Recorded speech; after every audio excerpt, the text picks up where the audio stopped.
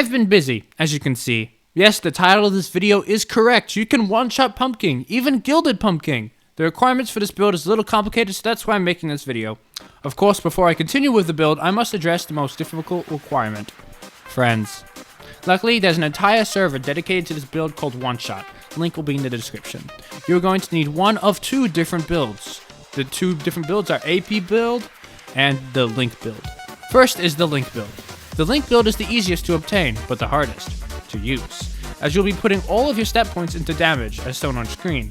This shield requires any shield weapon in the game. The stats on the shield that you would want is orb spawning and any stat to help you survive.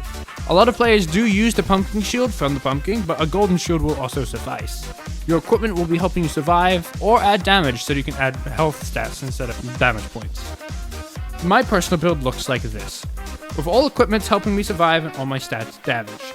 This build, although easier to get, is much harder to use, as it will be much more vulnerable in the fight. The next build is the AP bow. This build requires two items, both fairly difficult to get. The first item is the Pyro Claw Beetle. Watch my other video to know how to get this beetle. The next is a much harder to get weapon, the Initius Golem Great Bow of Ancient Power. This weapon is pretty RNG based to obtain, but can be substituted for equipping the Ancient Power Stone Stompers. The Ancient Power Initius Golem Great Bow should focus their equipments on survival, other than the Pyro Beetle, of course, which will have equipped. This build, although harder to get, is going to guarantee you to survive longer in the fight. Now for the fight itself.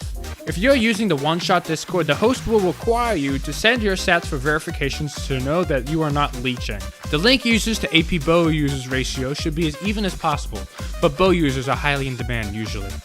Do not join if you haven't fought the pumpkin before. Practice it by yourself. When a battle starts, shield users will focus on getting their link shields to max 4. Afterwards, do not touch any of the big link orbs, as it will get rid of your link shields, which we don't want. Just run around the outskirts of the battle and don't die.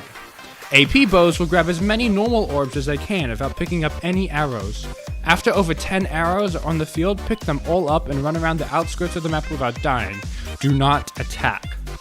After the raid host decides enough players have enough buffs, he will start a countdown. 1, 2, 3. After 3, all link users will activate their abilities. 4, 5, fire. All AP bow users will activate their pyro beetles and then hit a mark for damage. The pumpkin will lose all of its health, but the Jackalord will remain. Usually this isn't much faster because it requires much less arrows and link shields, but this is when most people die due to the pumpkin being a little bit more powerful during the stage. Also, the pumpkin will randomly disappear during the fight, skipping desperation phase. If you want to know why this strategy works, here is why. Shield ability lowers defense. Take advantage of it can this lower by using defense several past fire, 0, giving every attack and times 2. Then you've done it! This strategy will most likely be fixed soon, so take advantage of it while you still can. Beware of throwing the game, because if you die too much, the raid host might kick you. Until then, I'll see you in the next video. Bye bye. Is everyone ready? I think everyone is ready. Okay. Hold up. I have a question. Why now? What? Not right now. Not right now. Shut up.